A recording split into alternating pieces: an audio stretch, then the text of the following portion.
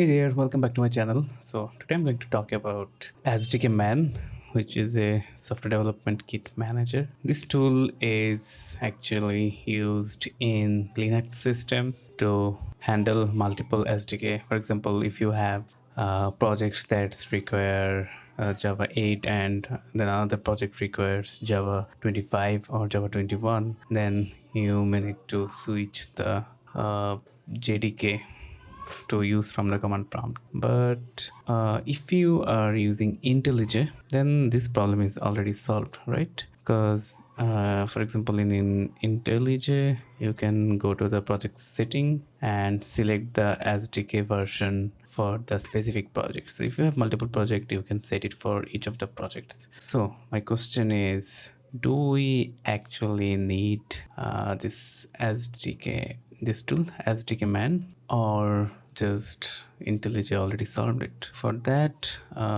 if you only use IntelliJ for your development, then you don't need this tool because you can set the specific JDK for your project. But let's say you want to use command prompt or terminal for specific project wise build. I use command prompt for like Maven's clean install or those kind of stuff. So in those cases, maybe SDKMAN comes in handy. For example, if I open my terminal, as you can see, the current Java version is Java 17. So if I go over to my project directory and type a Java command, then it will use this version. Okay, so even though the project SDK is set up in IntelliJ, command prompt will only use the SDK that is set as Java home or added in the path. In those cases, I think SDKMAN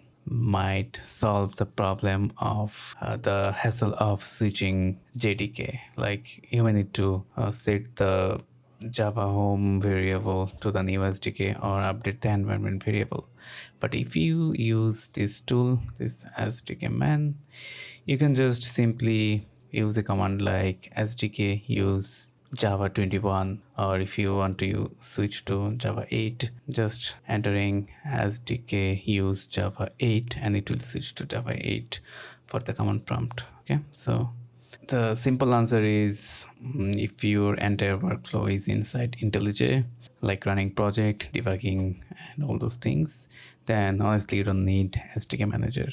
But if you are running Maven or Gradle in the command prompt or in terminal and you need switching the Java version often, then this tool might become very useful for you. This tool is historically developed for Linux. Like this one works out of the box in Ubuntu or Fedora or OpenSUSE.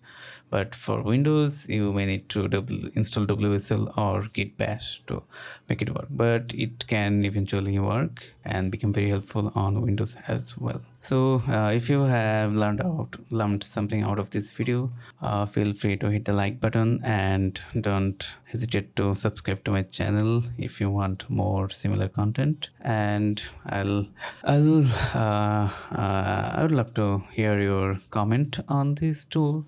Let me know what you think about it in the comment section below. So until next time,